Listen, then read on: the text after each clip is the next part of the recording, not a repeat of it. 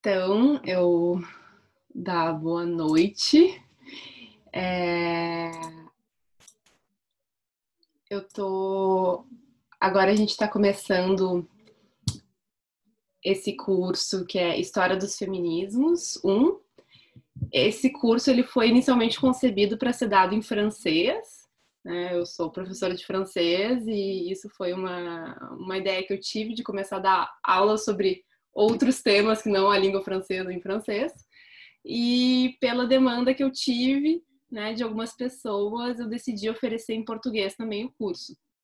Então, é importante eu salientar algumas coisas, né? Que a primeira coisa é que esse é um curso que ele vai estar bem focado numa história, né, que ocorreu na França. Né? Eu vou trazer temas que são, né, do feminismo, enfim, em qualquer lugar do mundo, mas eu vou acabar me focando nesse primeiro curso, né, nesse curso de hoje, eu vou me concentrar em algumas personagens, né, da história francesa que foram importantes no feminismo e, enfim, vou falar sobre isso durante o curso também. Tá? Então, essa imagem é de uma revista, né, La Voix des Femmes, A Voz das Mulheres, porque esse primeiro curso, como eu estava falando para vocês, ele vai se focar principalmente no momento assim no período iluminista, que é quando as ideias feministas vão começar a surgir, né, a tomada de consciência. Então eu peguei essa imagem, essa revista, que ela vai fazer, essa revista faz alusão a um tempo, né, pregresso, e tem todas essas imagens que fazem referência ao pensamento iluminista, à lógica iluminista, né, e revolucionária na França. Bom, aqui nós temos o roteiro do curso. Então, primeiro, né, o que é feminismo, a gente vai discutir o que é esse conceito, feminismo. Vou falar sobre o século das luzes e a tomada de consciência feminista. E depois vou falar de uma personagem, né, de uma pessoa, de uma mulher que foi muito importante nesse período, que foi a Mary Wollstonecraft, a britânica. Em seguida, vou falar da Olympe de Gouges, que foi uma figura também muito importante na Revolução Francesa.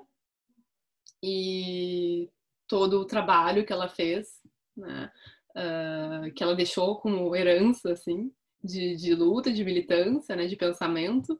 E por fim, eu vou tratar de alguns dos desafios do século XX, né, para onde nós vamos, enfim, aonde nós estamos, para onde nós vamos, algumas direções, né. Claro que esse é um tema muito amplo e não vai se esgotar nessa aula.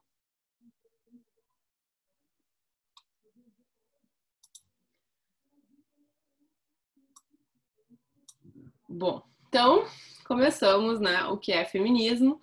Essa aula está também muito inspirada numa história em quadrinhos publicada na França, no Le Monde. Eu botei o site aqui embaixo e daí no final eu vou mostrar para vocês as referências. Eu fiz uma tradução aqui, né, dos quadrinhos, que eles estão todos em francês, ainda não foram traduzidos para o português. Então, sempre tem aquela discussão, o que é feminismo. A gente pode começar por uma definição. E mesmo assim, essa definição muito simples é complicada, é difícil, porque o feminismo ele é muito variado. Existem uma série de movimentos, de reações, de correntes, né? E eles nem sempre vão estar totalmente de acordo uns com os outros. São muitas mulheres que vão se reunir, que vão se mobilizar, mas nem sempre elas vão estar totalmente de acordo entre si. Então,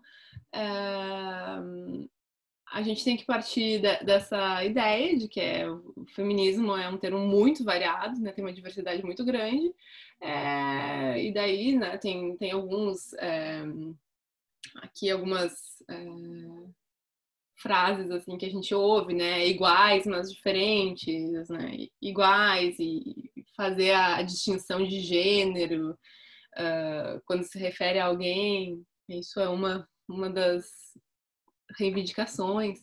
Mas o que é importante de reter é que todo o feminismo ele vai partir de uma tomada de consciência que existe uma causa em comum, né? Uma causa das mulheres.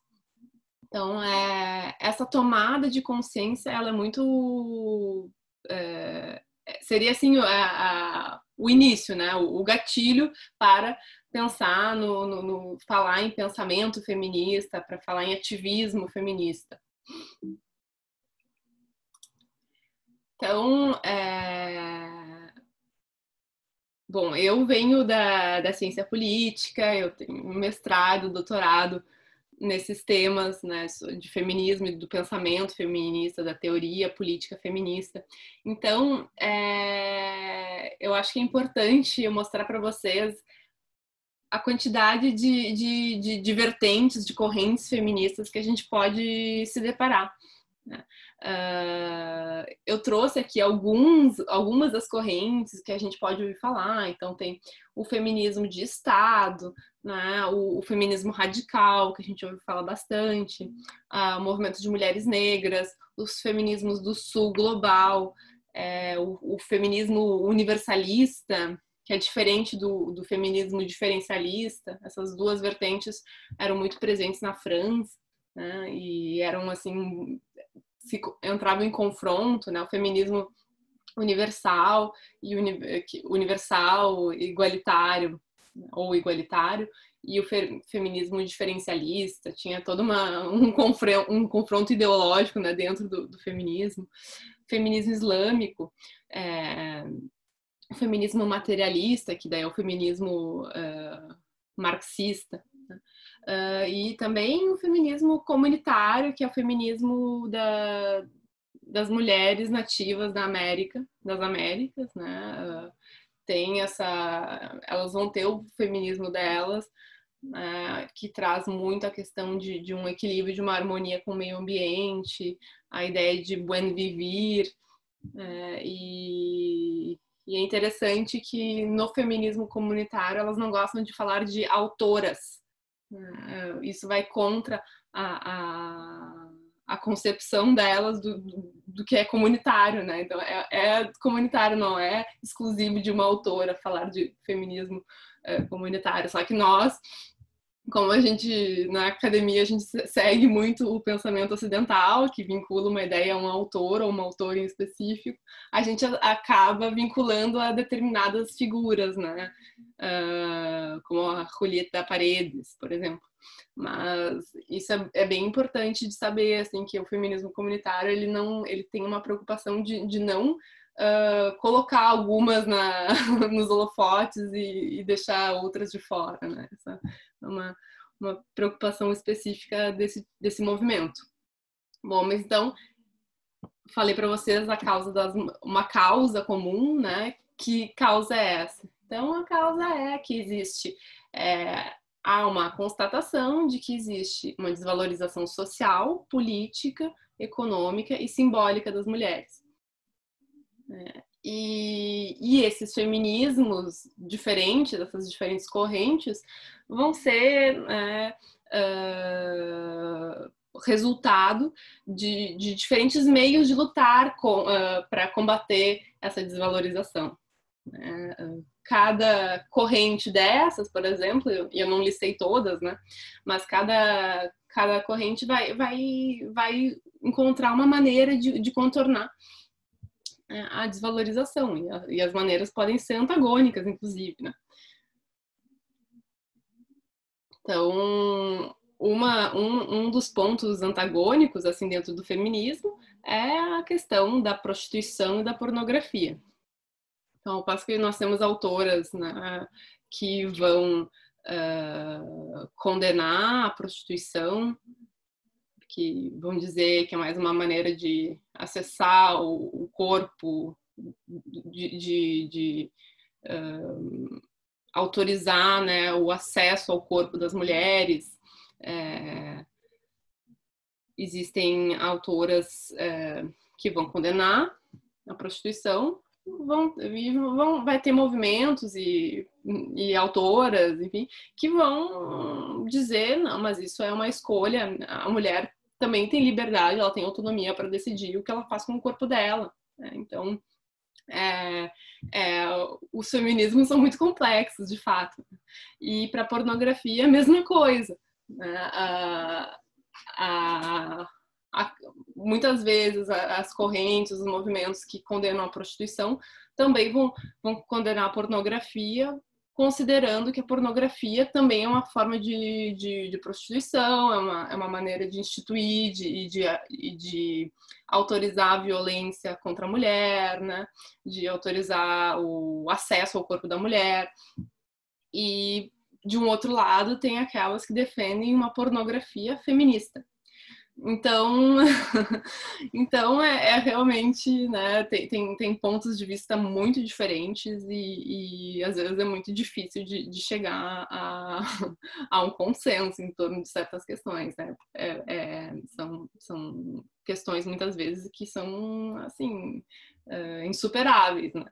E da mesma forma a gente pode falar sobre o véu islâmico, o uso do véu islâmico, e isso eu posso abrir um parênteses, né? Porque eu fiz o meu mestrado foi justamente sobre a proibição do uso da burca na França, né? Que foi uma lei instituída em 2011 e, enfim, foi alvo de muitos debates, porque foi uma lei que foi proposta por um grupo de deputados que alegavam que o uso do véu islâmico, né, cobrir a face, iria contra os valores republicanos do Estado francês. Ao mesmo tempo, o presidente, era o Nicolas Sarkozy, na época, ele defendeu a lei por dizer que as mulheres que utilizavam o véu islâmico, elas não tinham dignidade. Então, essa lei de proibição lhes conferiria dignidade. Houve uma série de debates, de novo. Algumas feministas liberais diziam que era importante essa lei porque eram mulheres que não tinham autonomia para decidir se iriam usar ou não, né, o véu integral, né, que é a burca, o niqab, que era o objeto da lei, né, esses dois tipos de véu. E do outro lado tinha feministas, né, a maior parte delas que defendiam um olhar que não exclusivamente francês, dizendo não, existem mulheres francesas que são muçulmanas e que elas escolheram ser muçulmanas, elas escolheram querer usar o véu. E se for falar de pessoas que cobrem o rosto, né, na República Francesa, também tem os motoqueiros, enfim, tem uma série de... Quem usa capacete não tá cobrindo o rosto. Bom, e agora, na pandemia, nem se fala, né? Porque todo mundo usando máscara estão violando os valores republicanos na veia, assim. Então, teve esse debate todo, né? E claro que... do meu ponto de vista, né, havia evidentemente um outro atravessamento que era a islamofobia, né? Então é de considerar que aquilo que faz alusão ao islâmico, ao mundo muçulmano, a gente não quer na nossa frente, a gente quer limpar o espaço público dessas pessoas indesejáveis, né? Que não fazem parte da cultura francesa. Então, existem esses dois posicionamentos, né? Eu tinha um posicionamento de que era uma lei islamofóbica, né? Eu defendo que se tratava disso. Mas, enfim, existem diferentes pontos de vista dentre as feministas, inclusive. E por isso que a gente diz que se fala em feminismos. Né? E eu fiz questão de dizer que o nome da sala era a História dos Feminismos, porque apesar de, para mim, ser bastante evidente, né, que são feminismos, para quem não é tão familiarizada, pode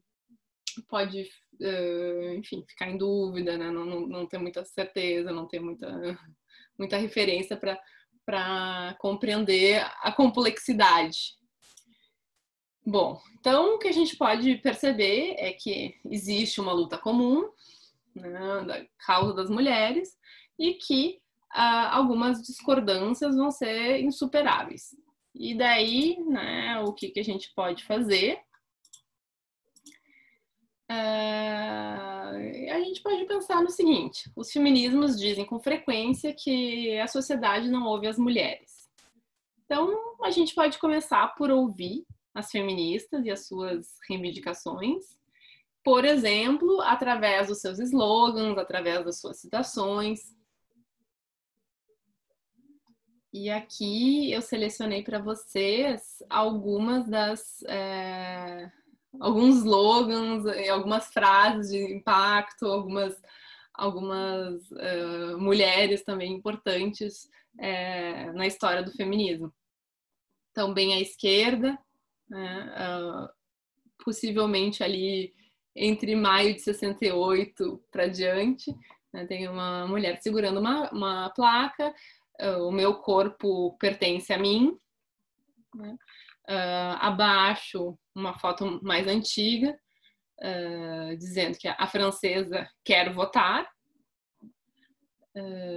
e denunciando, né, a oposição do Senado. O Senado se opõe à reivindicação das mulheres de poderem votar. Bom, a Simone de Beauvoir, né, uma figura bem clássica do feminismo, né, com a sua frase também clássica, né? Não se nasce mulher, torna-se. Então, essa frase está no livro Segundo Sexo, né, que foi publicado em 1949 e foi assim um marco, né, na história do feminismo. Muitas autoras vão dizer que a partir do livro dela a gente vai ter uma nova onda do feminismo, né? É um divisor de águas.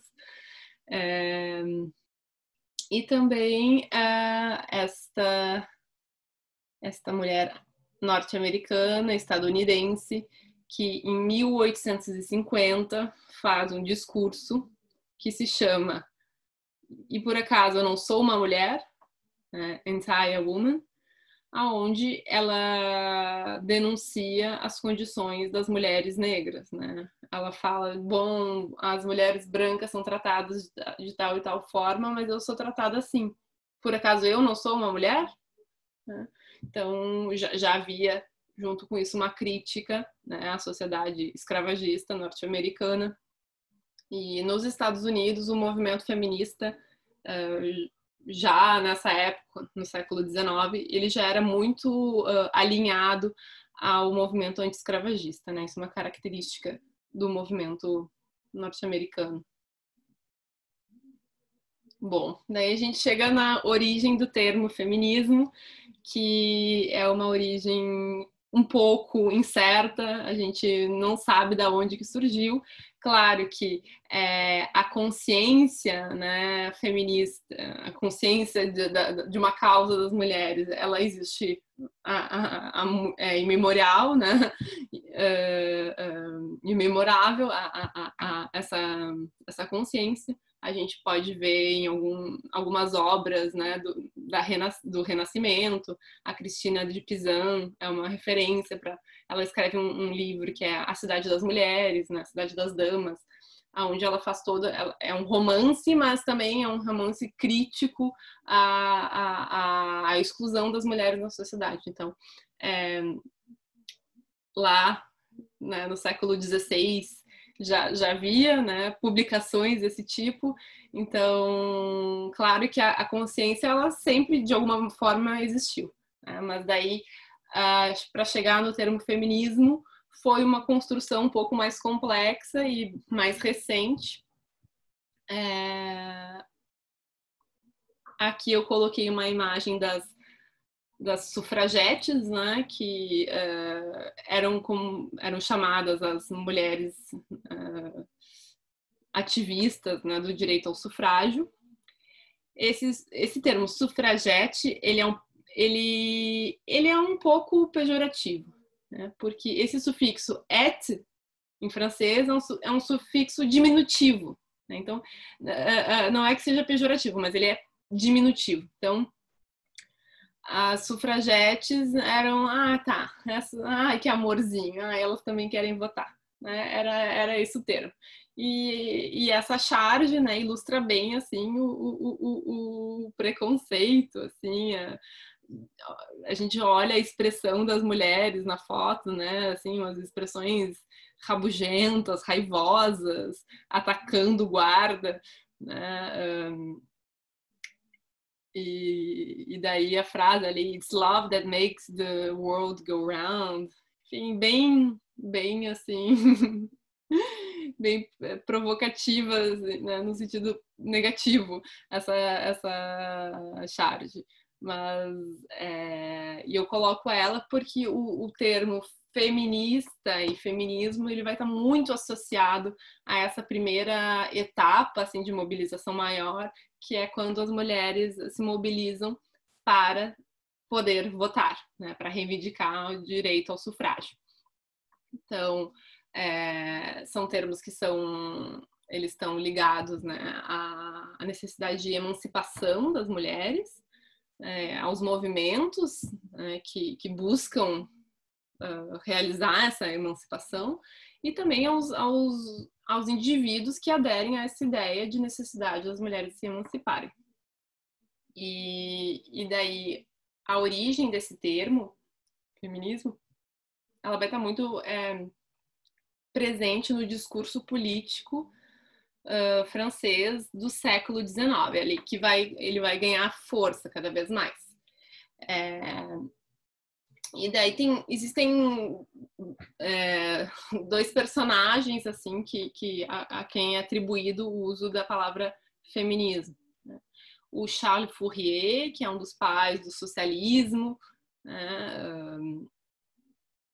Ele, na obra dele, Les Quatre Mouvements, os quatro movimentos, ele teria falado, ele se preocupava com a emancipação das mulheres, isso estava no texto dele, e alguns dizem que foi a partir dessa obra que o termo feminismo, né, começou a ser utilizado. Já outras pesquisas indicam que seria a Hubertine Auclair, né, a primeira ativista do sufrágio feminino, né, francesa, e teria sido ela que teria usado esse termo pela primeira vez. Bom, as divergências seguem ocorrendo, existe hoje um centro, né, é um site, inclusive, o Hubertine Auclair, e lá tem uma série de dados sobre os direitos políticos, né, das mulheres, uma fundação que discute isso e se preocupa e faz ações nesse sentido. E lá eles dizem que foi ela que fundou esse termo, né, o feminismo. Mas o fato é que a partir bem do finzinho do século XIX, que o termo feminismo e feminista começou a ser usado na França, né? E em inglês se diz, né, que 2 anos mais tarde tem o primeiro uso documentado, que foi no jornal Daily News. Bom, então para falar um pouquinho da Hubertine, ela foi uma pioneira, né, uma ativista, e ela é conhecida como a sufragete francesa. De novo, esse termo, né, sufragete é um pouquinho complicado, né? É um termo que é diminutivo, mas, enfim, ele é muito utilizado. Então, ela militou pelos direitos políticos da mulher e ela era uma defensora do uso da feminização de nomes, né, e de ofícios e suas funções, porque ela acreditava que através disso poderia se promover a igualdade entre mulheres e homens em toda a sociedade. E ela também foi uma autora, né? Ela escrevia, escreveu muita coisa, e eu quis mostrar para vocês esse texto, né, aonde ela fala sobre as mulheres árabes na Argélia. E é interessante, assim, os temas que ela está tratando aqui, da poligamia, o custo do adultério, né? Porque tem, né, os apedrejamentos, enfim, aquelas coisas, aquelas histórias que a gente eventualmente ouve falar, as chibatadas, enfim. Vai falar das feministas do 13º século, no século XIII, e entre as mulheres árabes. Fala da prostituição ou do sacerdócio, né, como é que ficam essas questões. Então, e os árabes sem representantes no parlamento. Então, havia aí uma preocupação lá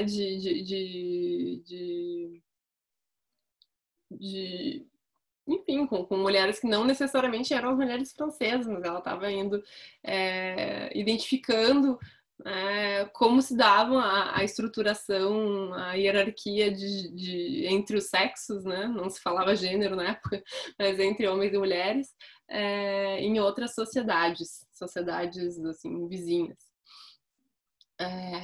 Bom, mas para então falar do século XVIII, a gente volta um pouquinho, o século das luzes. O século das luzes foi o momento, né, que se fundamenta na Europa a ideia de iluminação. Então, é o momento em que vai se defender, acima de tudo, o uso da razão enfim, para se organizar socialmente, na ciência e mesmo na religião, né? A ideia das luzes, né?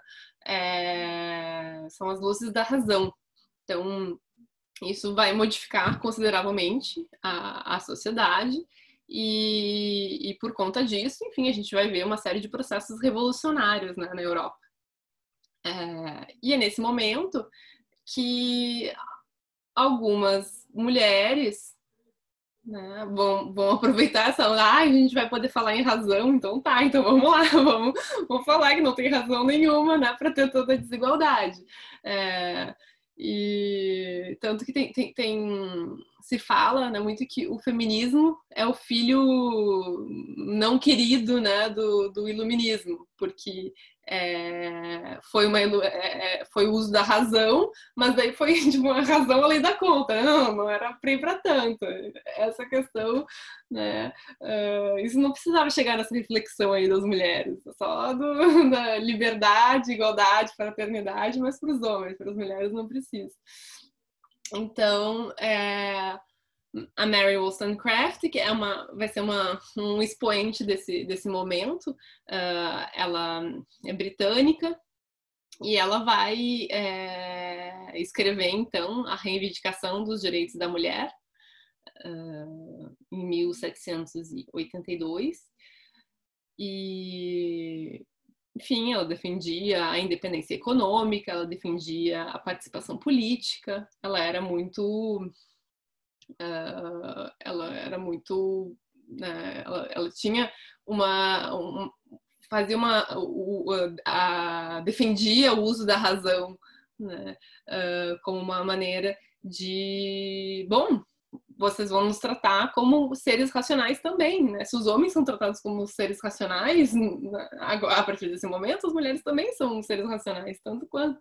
Apesar de que a gente sabe que na própria ciência, na medicina, se considerava as mulheres ainda como seres, assim, né, menos evoluídos do que os homens.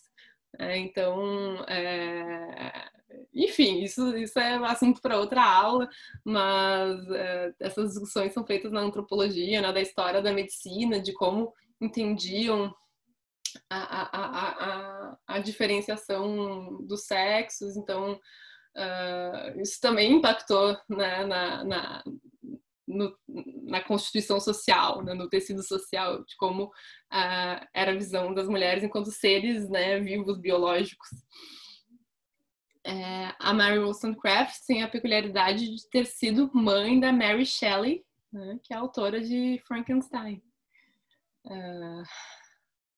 Então, ela é uma figura assim, muito importante. O livro dela circulou muito na Europa, né? E, enfim, ela trouxe aportes assim, para o movimento, para o ativismo feminista, para sufragistas, muito consideráveis. A outra personagem, onde a gente vai se focar mais, porque história da França, a Olympe de Gouges, que nasceu na metade, né, do século XVIII, no sul da França, na região da Provença. Ela era filha bastarda, né, de um escritor aristocrata dessa região. Se casou muito jovem, com 17 anos ela já era mãe, e logo, alguns meses depois de se tornar mãe, ela tornou-se viúva. Então ela decide se mudar para Paris, e em Paris ela começa a escrever, né, de maneira autodidata e publicar. Então, a Olympe de Gouges, ela tem um papel importantíssimo assim, no período revolucionário. Ela foi viver em Paris justamente na época que estava para estourar a Revolução Francesa. E logo que a data simbólica, né, de 1789, que quando é feita a Declaração dos Direitos do Homem e do Cidadão, 2 anos depois, ela publica, né, a Declaração dos Direitos da Mulher e da Cidadã.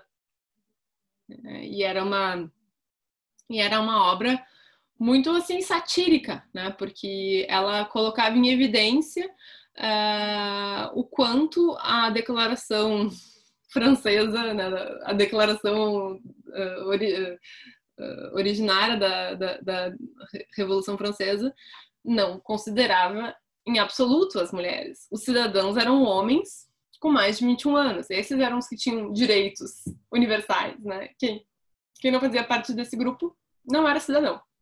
Então, ela fez essa publicação de grande impacto, né, que denunciava, então, a exclusão das mulheres.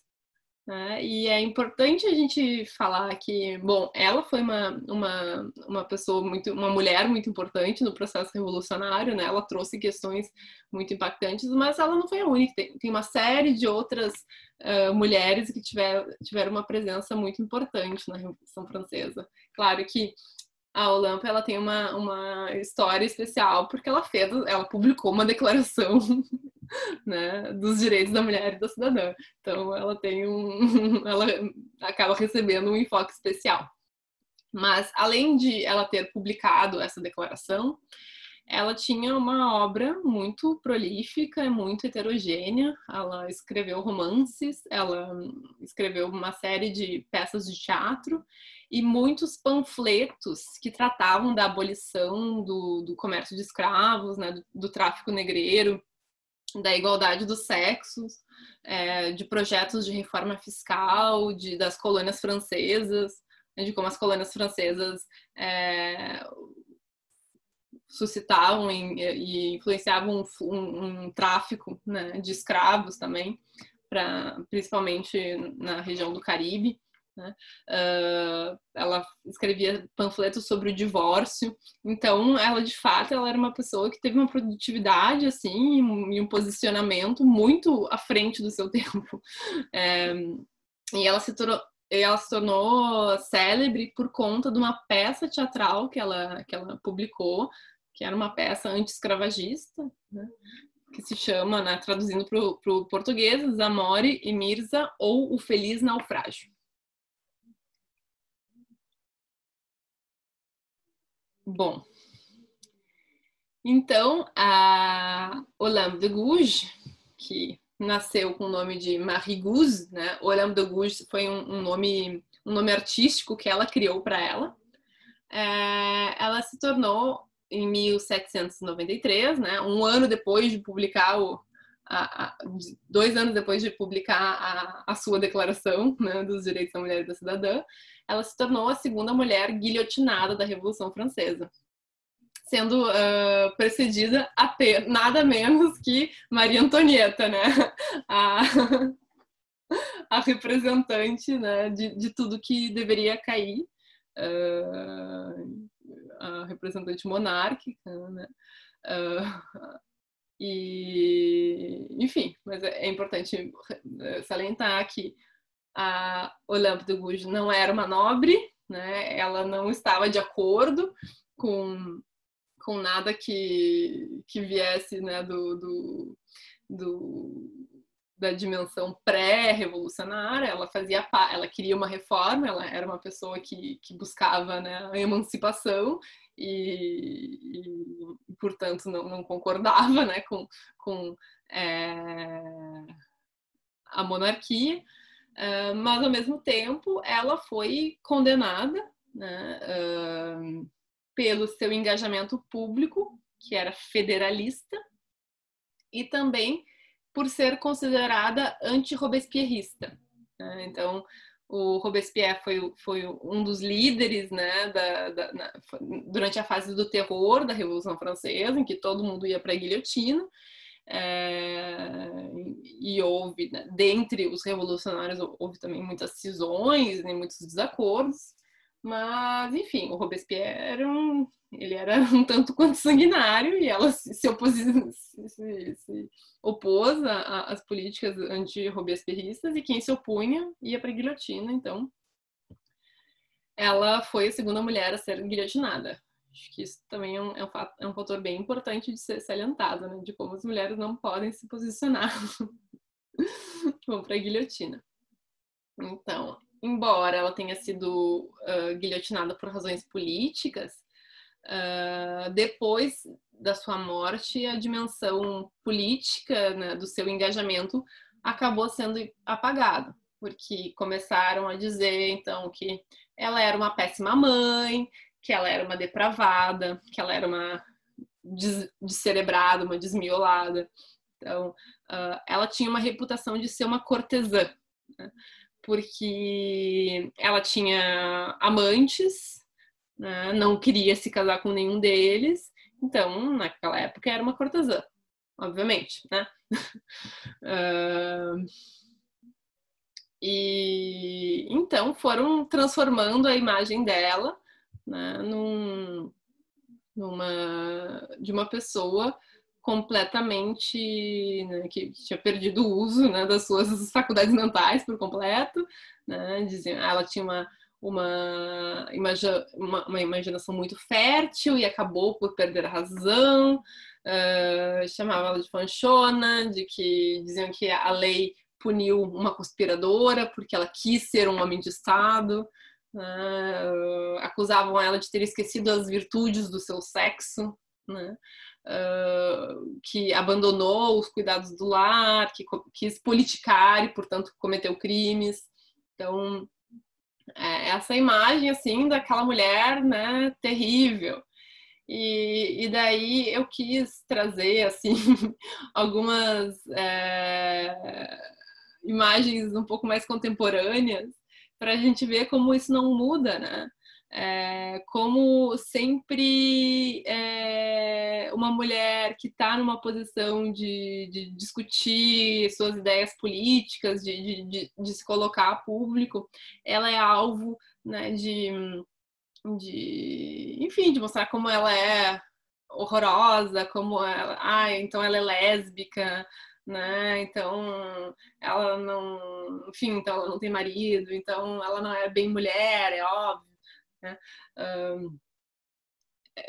E é interessante, né, que essa capa da Isto É, né, fala das explosões nervosas da presidente, né, sendo que eles pegaram a foto de um outro contexto, né? Então é um processo de fake news, assim, constante, né? Mas isso é histórico. E com a Hillary Clinton também, né? Não peguei só a Dilma, peguei outras, tentei pegar, né, Brasil, peguei aqui da Hillary Clinton, que foi candidata, né? E também na França não é muito diferente, né? Na França acontecem os mesmos tipos de violências, né, midiáticas e com as mulheres. Então aqui tem uma chave assim, o sentimento de inseguridade, de falta de segurança, fora os assédios, os insultos, as ameaças, as agressões. Não, eu não tenho nenhum sentimento de insegurança. Então, passado o período revolucionário, houve a marca, né, de um retrocesso em alguns desses tópicos de emancipação feminina. Mesmo assim, durante a Revolução Francesa foi autorizado o divórcio, por exemplo, com o novo Código Civil do século XIX, aí já é uma referência ao Código Civil Napoleônico, né, que também influencia o direito brasileiro, dizia a mulher e suas entranhas, que quer dizer o seu útero, na verdade, são propriedade do homem. Né? Isso estava no Código Civil, né, no Código pós-revolucionário. E é nesse período que vai se afirmar tanto na Europa, né, quanto na América do Norte, mas a gente pode considerar que no Brasil também, na América do Sul, isso também aconteceu, que é a transformação de um modelo burguês, né, de esferas separadas. Então, que está ainda em francês, né, esse desenho, mas aqui a gente vê bem, né, espaço público masculino, então espaço, né, do mundo, barcos, navios, ciência, políticos palestrando, soldadinhos, enfim. E o espaço do privado, várias mulheres cozinhando, limpando e cuidando de crianças. Então, essa separação estrita, claro que a gente está falando aqui de um modelo burguês, né, onde as mulheres que pertencem à burguesia ficam em casa cuidando dos seus filhos, né? A classe trabalhadora, os proletários sempre existiram e essas mulheres também trabalhavam. A gente está falando aqui de um grupo específico, né, mas que também ele molda os valores das sociedades.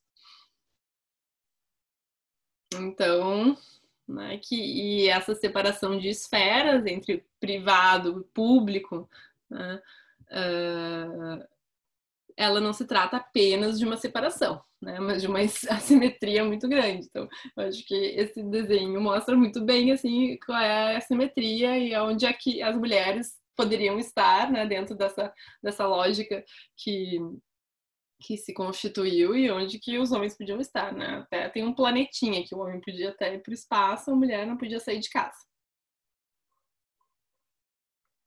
Bom, a gente chega, então, a alguns dos desafios do século XX. Eu não vou ter como falar de todos os desafios que surgiram e que a gente ainda lida com eles, né? Mas eu elegi dois aqui principais, né, do início do século XX, principalmente, que é o direito ao voto e a exclusão do espaço público. eu poderia também falar, né, das questões trabalhistas das mulheres no início do século XX, que é da onde, né, todas as discussões do 8 de março elas vão ser uma consequência das reflexões lá do início do século XX sobre as condições de trabalho das mulheres, né, que no período pré-Revolução Russa eram muito importantes, durante a Revolução Russa também teve um peso muito grande de discutir as desigualdades trabalhistas, né, nos Estados Unidos também, com todo o movimento, né, de trabalhadores de fábricas. Surgiram muitas ativistas, né, que reivindicavam, faziam greves por melhores salários, enfim, né, mas num período em que, de fato, era um terror trabalhar em fábrica, né, porque não havia um mínimo de condição trabalhista.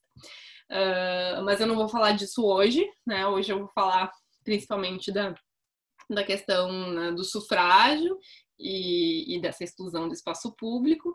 Então, as feministas, né, por grande parte do mundo, elas reivindicaram o direito ao voto, ao sufrágio e à representação política durante o século XIX e início do século XX.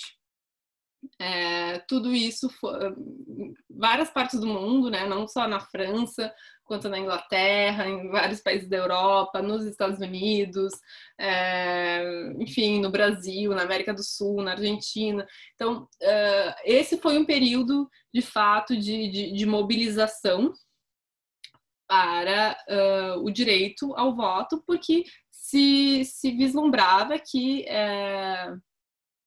a ausência desse direito as excluía do espaço público. No momento que as mulheres têm direito a votar, elas têm direito de escolher, né, os seus representantes, e, portanto, representantes que possam, né, ouvir as suas demandas, né, e as suas demandas não vão ser ouvidas de dentro de casa, elas vão ter que estar na rua para demandar. Então, esse foi um processo, né, enfim, né, na Inglaterra teve um movimento muito forte, né, dessas mulheres sufragistas. Tem até um filme, né, que eu acho que é Sufragistas, o nome do filme, agora eu não me lembro, mas acho que é isso, né?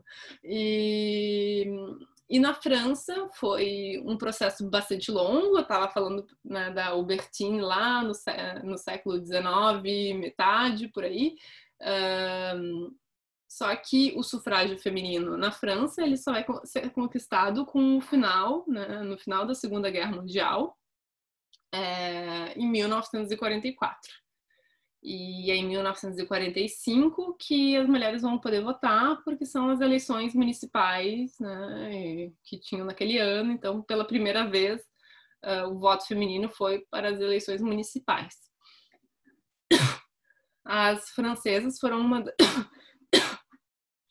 das últimas mulheres europeias a ter direito ao voto, né? Mesmo as brasileiras, elas votaram ainda nos anos 30 aqui no Brasil, né? Tem uma figura muito importante no Brasil, que é a Berta Lutz, que foi uma cientista que estudou na Europa, voltou para o Brasil e criou uma fundação para o progresso feminino, onde ela defendia, né, o direito ao voto. Ela fez negociações com Getúlio Vargas e conseguiu, né, claro que foi uma mobilização grande, né, não dependeu só dela, e conseguiu fazer com que fosse aprovada o sufrágio feminino. E a Berta Lutz também ela é uma mulher muito importante, porque isso só mais recentemente se soube, né, pesquisas revelaram isso, que na fundação da ONU, na Carta da ONU, ela e mais duas outras diplomatas latino-americanas fizeram questão de colocar na cláusula na primeira cláusula, o direito iguais dos sexos, né, o feminino e masculino. Então, se acreditava até pouco tempo atrás que tinham sido outros grupos diplomáticos que tinham feito isso, mas foram buscar os registros e viram nas negociações que foi a Berta Lutz e mais duas outras representantes da América do Sul. Bom, aqui eu mostro para vocês algumas das personagens, assim, né, dos movimentos e personagens do século XX que foram muito importantes na história do feminismo francês. Então, o MLF, que é o Mouvement Libération des Femmes, um movimento que surgiu ali em decorrência de maio de 68, né? E muito ativo durante os anos 70 na França, tinha uma pauta muito marcada no corpo, né? Mas também era um movimento bastante amplo, com muitas reivindicações. Mas a reivindicação para o direito ao uso do contraceptivo era uma delas, né? E posteriormente também o direito à interrupção voluntária da gravidez. Então, a Simone Weil, que é uma advogada que se tornou parlamentar e se tornou ativista, né, dos direitos das mulheres, foi ministra da Saúde na década de 70, e ela tem uma história peculiar porque ela escapou, né, do nazismo. Ela era de uma família onde a maior parte das pessoas foi morta pelo nazismo. Ela conseguiu escapar e se tornou, né, uma defensora dos direitos das mulheres, se tornou uma personalidade política. Foi ela que aprovou, então, a Lei de Interrupção Voluntária da Gravidez em 1974. Ela estava à frente do Ministério da Saúde. E a Gisèle Halimi, também militante, advogada, ela defendeu uma jovem nos tribunais, porque a jovem tinha sido acusada de ter feito um aborto ilegal, e decidiu com a jovem tornar aquele caso um caso político, modelo para reivindicar a lei, né, de interrupção voluntária da gravidez. Então, a Gisèle Halimi, de origem tunisiana, também teve um papel muito importante, né? Claro que eu estou trazendo aqui algumas das mulheres importantes, não tem como colocar todas, mas essas são personagens assim que são bem importantes de a gente apresentar. Não são tão conhecidas quanto a Simone de Beauvoir, que também atuava junto a elas. Bom, e aqui eu mostro para vocês algumas das feministas que nós temos no mundo, né? É claro que isso é só uma ilustração, então não cabe tudo que a gente quer discutir, que a gente quer falar, mas aqui no Brasil temos a ilustração da Lélia Gonzalez, que foi uma mulher muito importante para discutir o feminismo das mulheres negras, né? Ela é muito lida fora do Brasil, né? Na França ela é muito lida. Aqui temos a Virginia Woolf, né? que tinha uma obra muito, muito interessante falando sobre a emancipação feminina e sobre as questões, né, que ela via que eram importantes, de autonomia, de independência. A Malala e a Gayatri Spivak, que é uma autora que a gente lê bastante assim, na ciência política, na sociologia, nos estudos de gênero, que ela vai falar sobre a subalternidade, né? Então, entre as mulheres existe também uma subalternidade, né, de raça, enfim, né, tem a classe social, tem uma série de fatores que vão criar as subalternidades. Então, é isso. Eu trouxe aqui alguns elementos para a gente pensar, discutir. E agora, se tiver questões, a gente abre para as questões.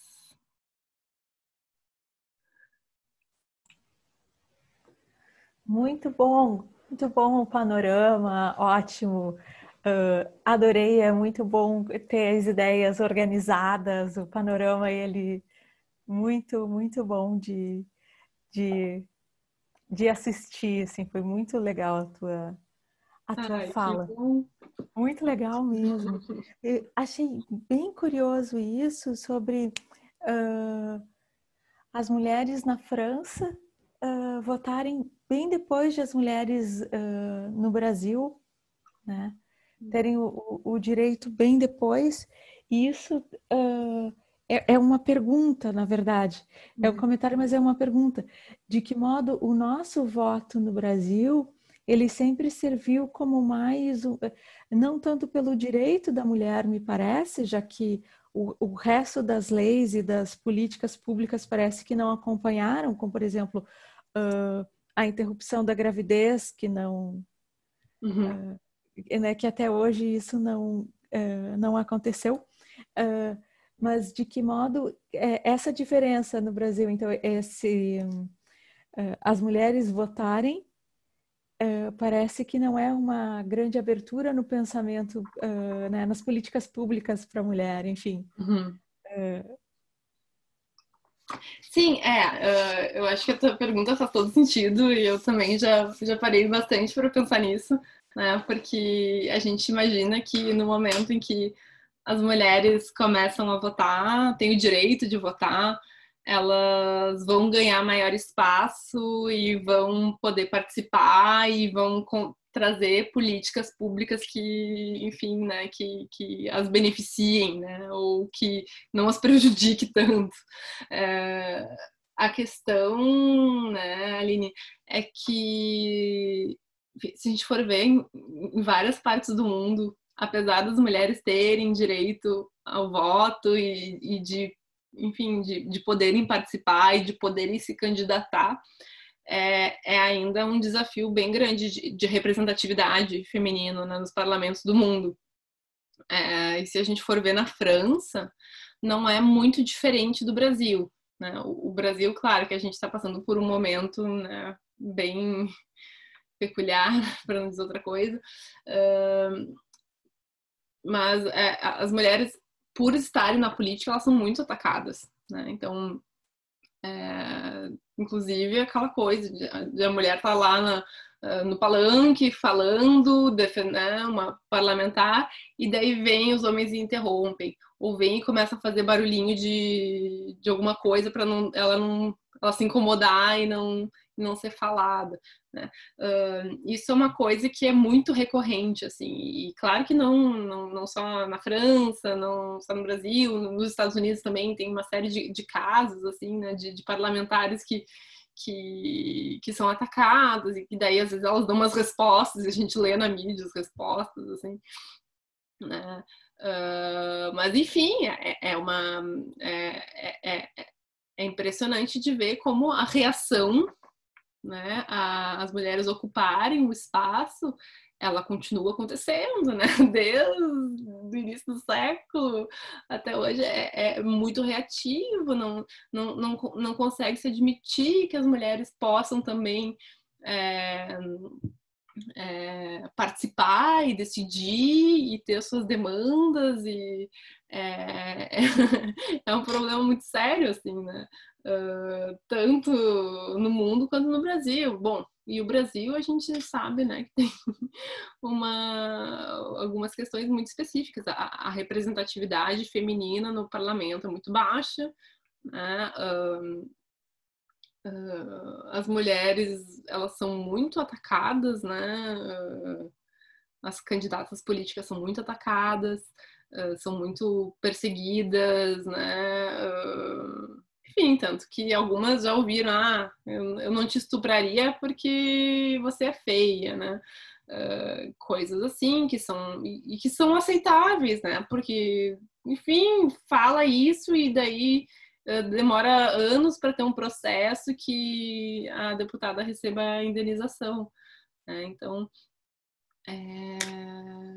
claro que tem algumas medidas que buscam, né, reduzir isso, e uma das medidas seria a paridade, né, que falam assim que tinha que ser 50% das vagas dos parlamentos, né, dos postos políticos reservada para mulheres.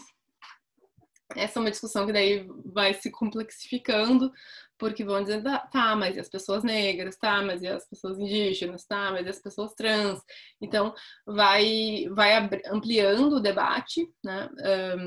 Mas, assim, o sistema que nós temos hoje, né, é um sistema de lista aberta, né, onde 30% das candidaturas de cada partido tem que ser destinadas às mulheres. O problema é que 30% de candidatura não garante 30% de preenchimento né, das câmaras de vereadores, das assembleias e do Congresso. Então, isso também alimenta candidaturas laranja, né, de mulheres que se candidatam, mas na verdade não são candidatas, né? Só estão ali para preencher os requisitos exigidos pela Justiça Eleitoral, mas que muitas nem elas votam nela. tem dados que mostram assim, a candidata fulana 0 votos, então nem ela foi votar nela. Então daí a gente vê que tem um problema. Eu acho que uma das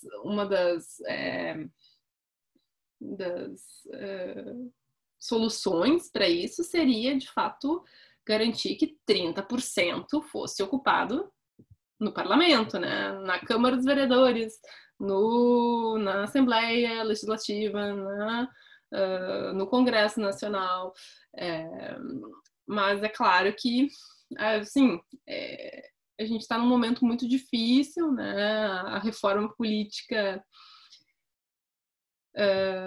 tá muito difícil de ser implementada. Surgiram uma série de outras questões, né, que se atravessaram e que possivelmente vão impedir, né, que alguma medida desse tipo aconteça.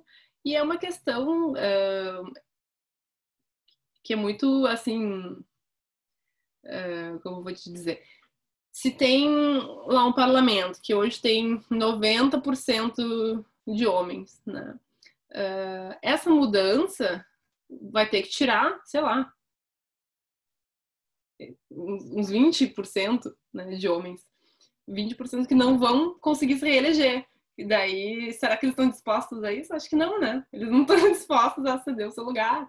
E daí é uma questão de ter que pensar em novas estratégias, assim, porque que não há disposição em largarem do osso já está claro, né? Agora é uma questão de pensar como fazer isso. Nós teremos o volume 2?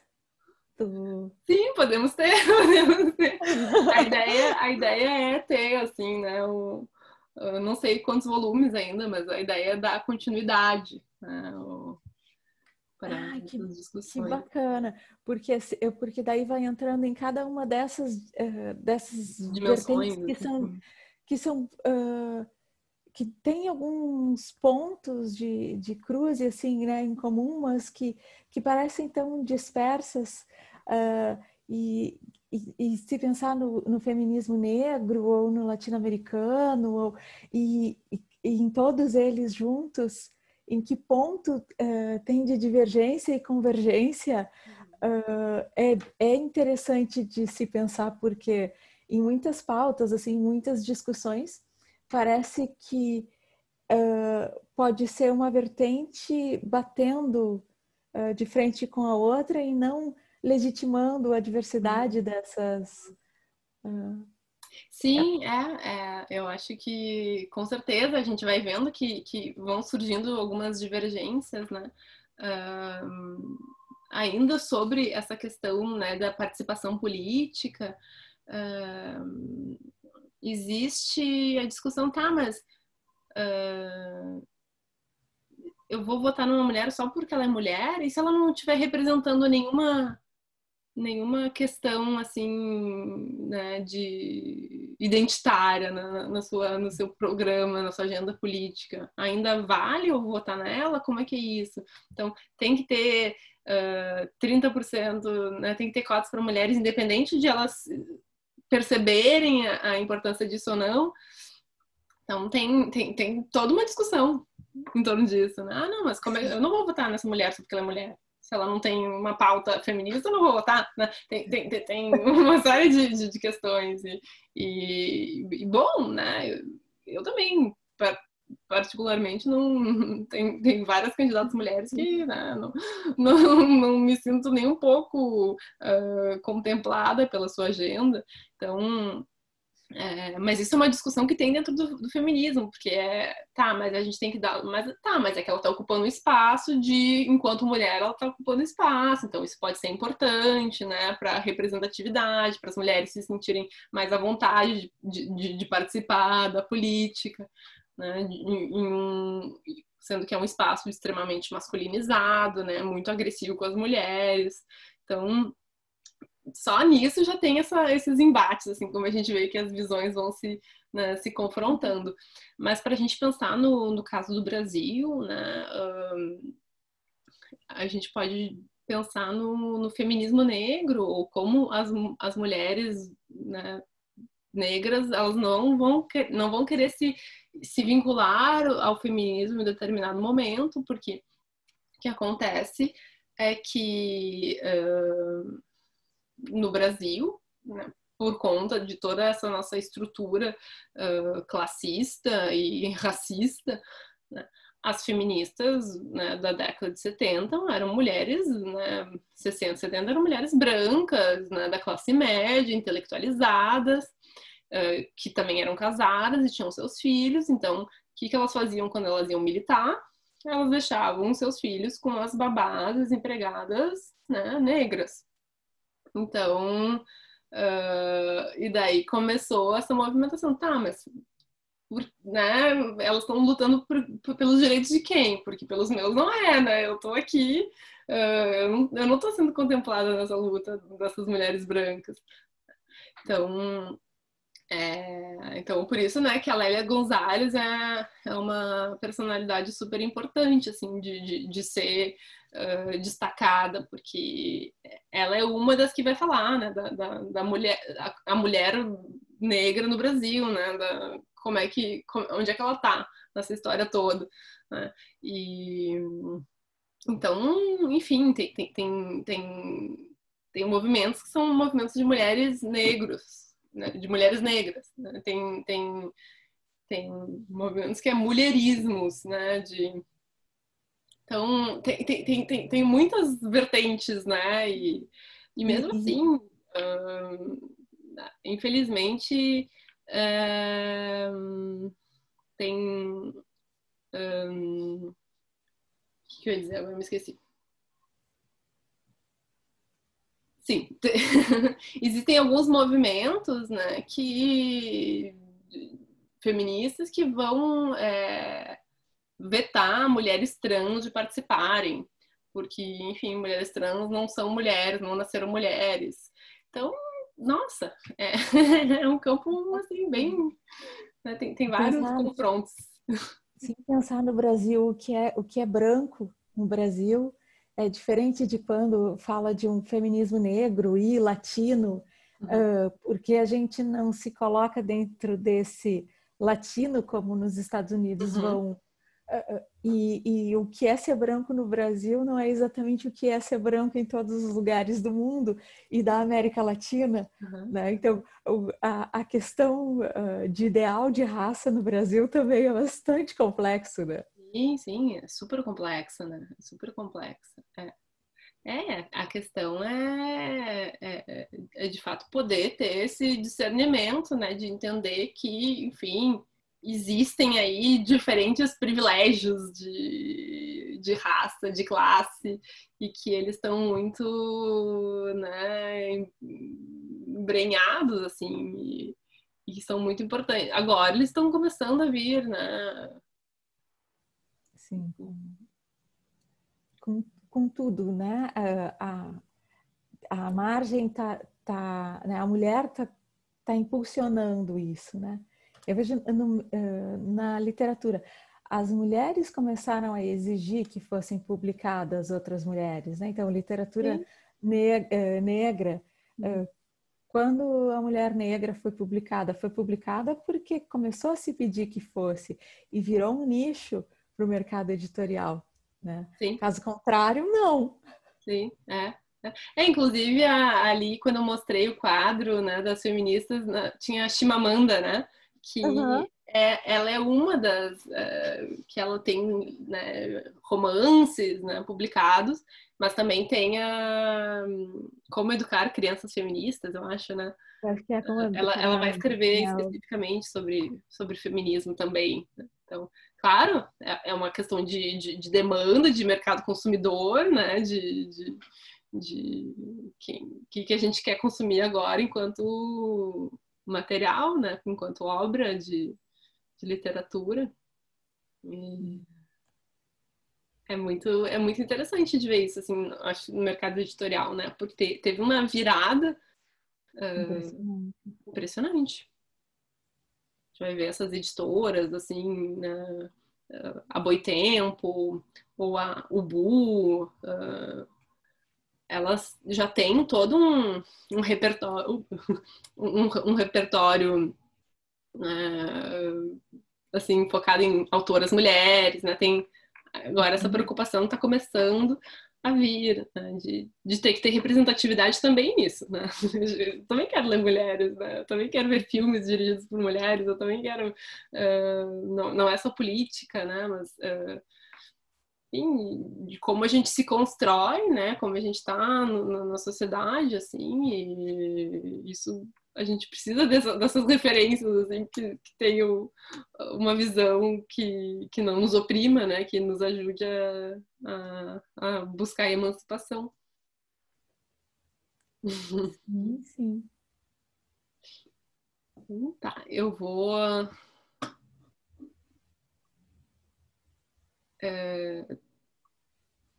parar aqui a gravação.